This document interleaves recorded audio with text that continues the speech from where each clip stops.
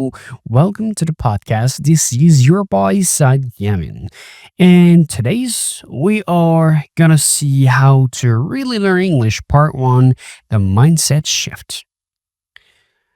Well, the first episode of this podcast, we will talk about something that can truly change your life: learning English. If you ever felt shy, nervous, or stuck while trying to speak, this episode is for you. I'm not here to just teach grammar or vocabulary. I just want to talk about the real journey, the emotional part, the struggle, the mindset.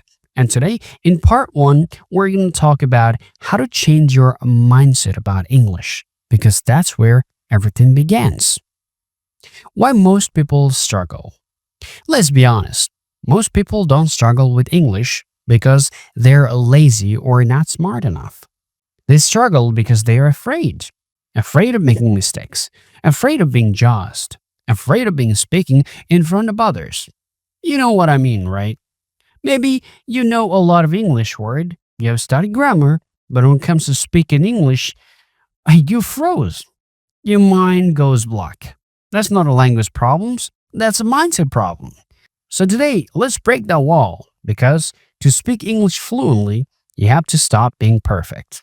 You just have to be brave, not perfect.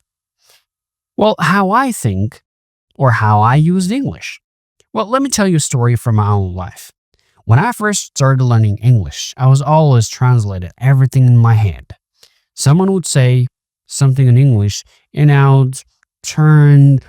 would like turn into in Bengali, then find English word, then speak. By the time I finished, the conversation was over. I hated that feelings. I felt slow, I felt stupid, and I felt like English wasn't for people like me. But that was wrong. The truth is, well, fluency is not a gift. It's kind of like a habit. It's like going to gym. You don't lift 50 kilos on one day. You start small, but you build strength and you stay consistent. That's what I learned. And from that day, I changed the way I practiced. Shift your mindset. So here's what I want you to do if you're serious about learning English. Stop aiming for perfection. Aim for progress. Say it with me. I'll make mistakes, and that's okay. Speak before you're ready.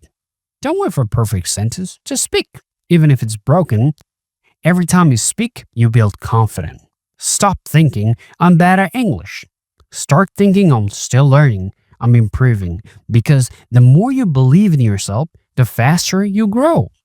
Maybe today you said one full sentence in English without translating. That's a big win. Celebrate it.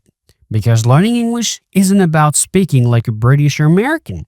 It's about expressing yourself, your ideas, your story, your voice. What can you do start? What you can start doing today. All right, let's get practical.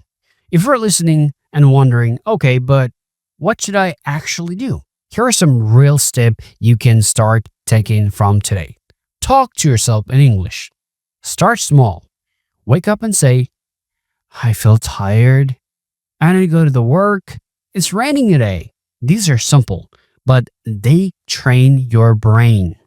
Think in English. Don't translate. When you look at your phone, don't think phone. Think this is my phone. I use it every day. Even if you don't speak, just think it. Listen to English daily. Podcasts, YouTube, TV shows, whatever works. Not just to learn, but to absorb the rhythm of English. Let English live in your ear. Repeat what you hear. When you hear someone like you say it out loud, copy the tone and flow, the energy that builds your English voice. Closing thoughts. So, wrap up the first part.